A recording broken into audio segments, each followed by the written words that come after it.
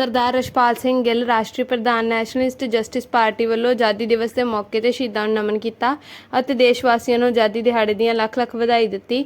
ਉਪ ਰਾਸ਼ਟਰਪਤੀ ਚੋਣ ਲੜਨ ਜਾ ਰਹੇ ਹਨ ਅਤੇ ਮੇਰੀ ਫਾਈਲ ਵੀ ਤਿਆਰ ਹੈ। ਉਹਨਾਂ ਕਿਹਾ ਕਿ ਭਾਰਤ ਦੀ ਸਥਿਤੀ ਇਸ ਸਮੇਂ ਡਾਵਾਡੋਲ ਹੈ। ਸੰਵਿਧਾਨ ਨੂੰ ਬਦਲਣ ਦੀਆਂ ਕੋਸ਼ਿਸ਼ਾਂ ਕੀਤੀਆਂ ਜਾ ਰਹੀਆਂ ਹਨ। ਮਜ਼ਦੂਰ ਵਰਗ ਦੇ ਹਿੱਤਾਂ ਵੱਲ ਕੋਈ ਧਿਆਨ ਨਹੀਂ ਦਿੱਤਾ ਜਾ ਰਿਹਾ। ਪੂੰਜੀਪਤੀ ਵਰਗ ਦੁਆਰਾ ਮਜ਼ਦੂਰ ਵਰਗ ਨੂੰ ਵੀ ਦਬਾਇਆ ਜਾ ਰਿਹਾ ਹੈ। ਉਹਨਾਂ ਕਿਹਾ ਕਿ ਇਸ ਇਲੈਕਸ਼ਨ ਵਿੱਚ ਕਈ ਪਾਰਟੀਆਂ ਵੱਲੋਂ ਸਮਰਥਨ ਦਾ ਭਰੋਸਾ ਵੀ ਦਿੱਤਾ ਗਿਆ ਹੈ।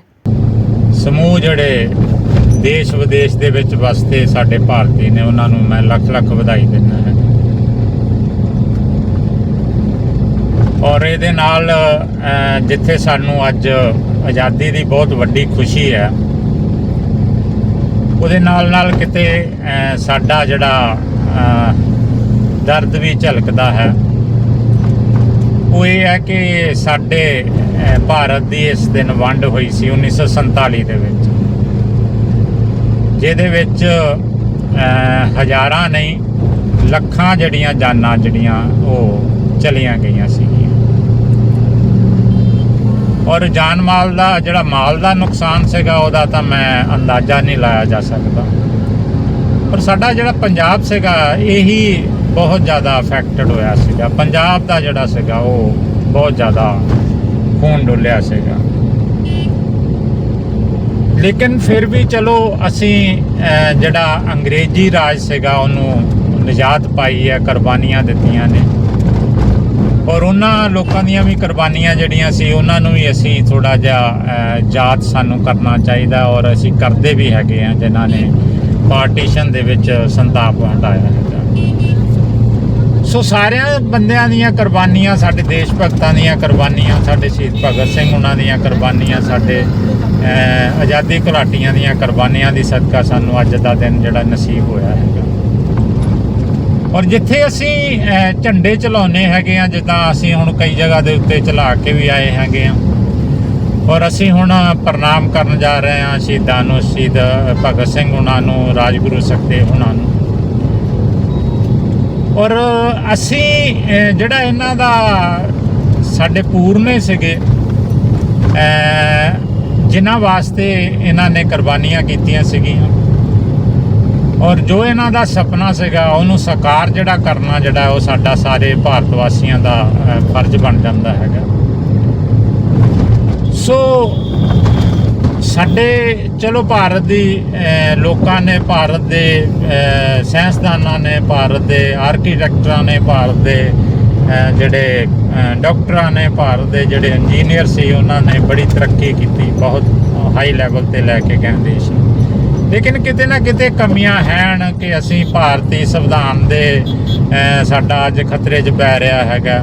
ਦੇਸ਼ ਜਿਹੜਾ ਹੈਗਾ ਉਹ ਹੋਰ ਦਿਸ਼ਾ ਨੂੰ ਜਾ ਰਿਹਾ ਹੈਗਾ।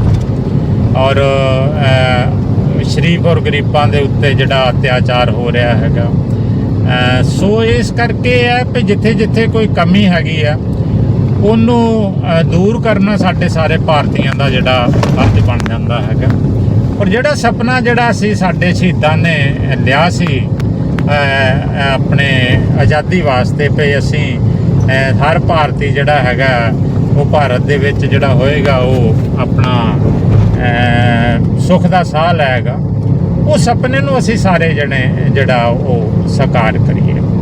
ਸੋ ਇਹ ਕੁਝ ਗੱਲਾਂ ਨੇ ਜੋ ਮੈਂ ਕਹਿਣਾ ਚਾਹੁੰਦਾ ਸਮੁੱਚੇ ਭਾਰਤ ਨਿਵਾਸੀਆਂ ਨੂੰ, ਵੀ ਅਸੀਂ ਸ਼ਹੀਦਾਂ ਦੇ ਜਿਹੜੇ ਸੁਪਨੇ ਨੇ ਉਹਨਾਂ ਨੂੰ ਸਾਕਾਰ ਕਰੀਏ ਔਰ ਭਾਰਤ ਨੂੰ ਇੱਕ ਬਹੁਤ ਵੱਡੀ ਸ਼ਕਤੀ ਵੱਲ ਔਰ ਇੱਕ ਧਰਮ ਨਿਰਪੱਖ ਰਾਜ ਵੱਲ ਔਰ ਜਿਹੜਾ ਸਮਾਜਿਕ ਨਿਆਂ ਜਿਹੜਾ ਹੈ ਹਰ ਆਦਮੀ ਨੂੰ ਮਿਲੇ, ਨਿਆਂ ਆਦਮੀ ਨੂੰ ਹਰ ਆਦਮੀ ਨੂੰ ਮਿਲੇ ਹੈਗਾ।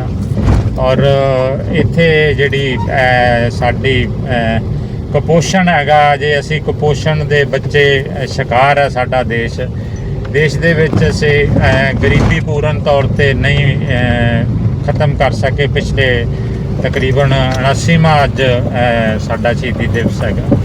ਸੋ ਕਈ ਗੱਲਾਂ ਨੇ ਜਿੱਥੇ ਕੁਝ ਕਮੀਆਂ ਸਾਨੂੰ ਦਿਸਦੀਆਂ ਨੇ ਔਰ ਅਸੀਂ ਚਾਹੁੰਦੇ ਹਾਂ ਕਿ ਉਹ ਕਮੀਆਂ ਜਿਹੜੀਆਂ ਨੇ ਉਹ ਪੂਰੀਆਂ ਹੋਣ। ਸੋ ਇਸ ਵਜ੍ਹਾ ਕਰਕੇ ਹੈ ਕਿ ਮੈਂ ਫਿਰ ਭਾਰਤ ਵਾਸੀਆਂ ਨੂੰ ਜਿਹੜਾ ਹੈਗਾ ਮੈਂ ਉਹ ਸਾਰਿਆਂ ਨੂੰ ਮੈਂ ਵਧਾਈ ਦਿੰਦਾ ਇਸ ਸ਼ੁਭ ਦਿਹਾੜੇ ਦੇ ਉੱਤੇ। ਧੰਨਵਾਦ।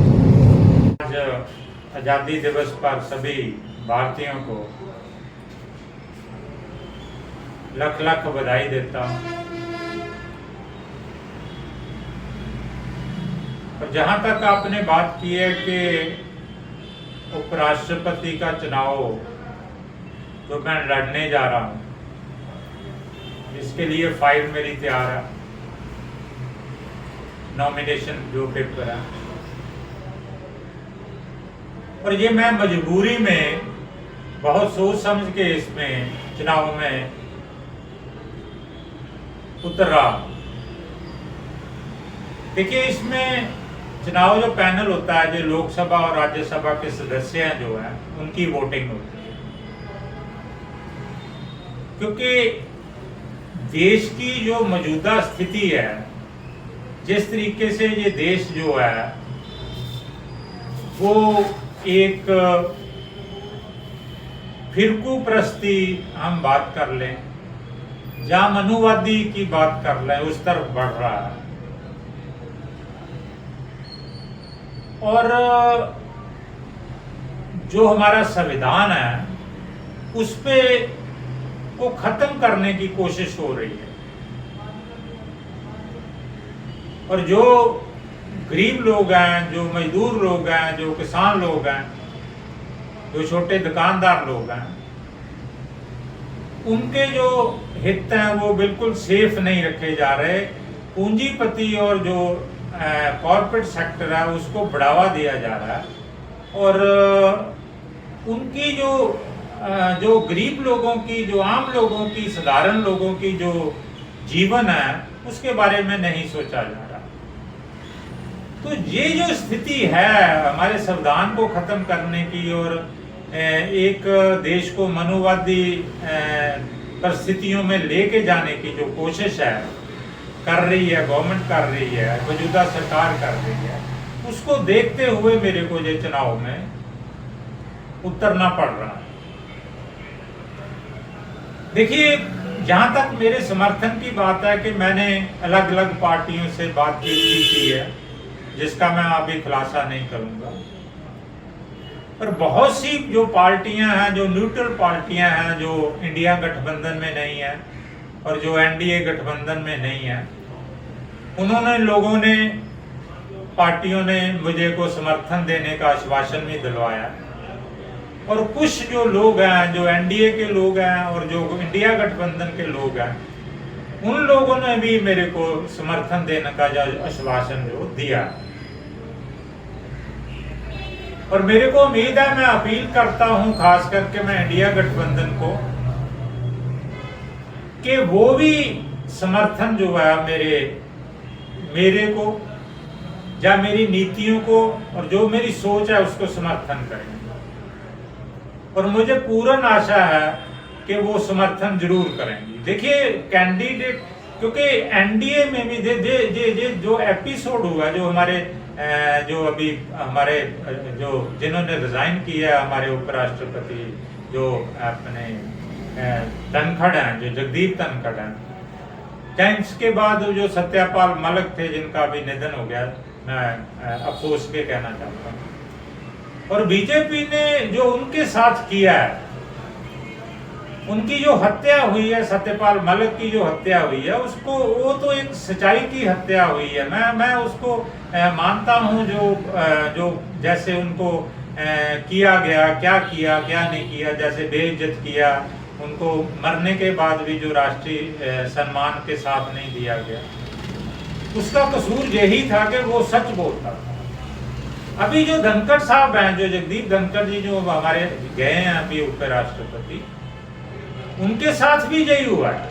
उन्होंने तो ये बहाना ढूंढा कि हमारी सेहत नहीं ठीक, लेकिन हकीकत ये है कि ये एनडीए की या जो प्रोसेस गवर्नमेंट चल रही है, जो मोदी एंड अमित शाह पार्टी का जो नीति है कि इनको मनुवाद की तरफ देश को ले जाने की, जहाँ किसान विरोधी नीति है, मजदूर विरोधी नीति है, गरीब विरोधी नीति है, कॉर्पोरेट सेक्टर की जो पक्ष में नीति है, उनकी मुखालफत करते थे। कुछ भ्रष्टाचार की बात थी, जो सुप्रीम कोर्ट के जजेस वगैरह थे, उनके ऊपर कोई जो इम्पीचमेंट की बात थी, उनके ऊपर भी डिफरेंस थे इन लोगों। और ये बलि के बकरे जो बने हैं, चाहे कनकट साहब बने हैं, चाहे वो सत्यपाल मलिक जी बने हैं, वो बीजेपी सरकार के और जो मनुवादी समृद्धि है उसके ही ये विक्टिम बने हैं। सो परिस्थितियां ऐसी बनी हैं कि देखिए ये दोनों आदमी ही बीजेपी के समर्थक थे, लेकिन इन लोगों के साथ जो कुछ हुआ, इन्होंने बीजेपी से की जो गलत नीतियां थी उनका डट के विरोध किया, जिसकी सजा उनको भुगतना पड़ी।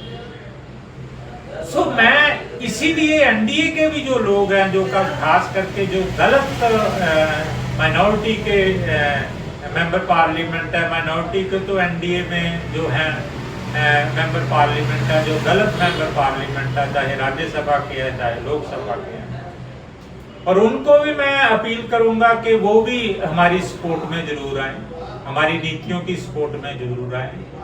और मुझे आशा है कि इंडिया गठबंधन भी जो समर्थन में आएगा, और जो नॉन अलाइन है, जो इंडिया गठबंधन के और इसके एनडीए के अलावा लोग हैं, वो तो हमारे समर्थन में है ही, उसकी तो कोई बात नहीं है, उनसे तो हमारी बातचीत हो चुकी है और हम किसी हद तक उनका समर्थन लेने के लिए कामयाब हो चुके हैं।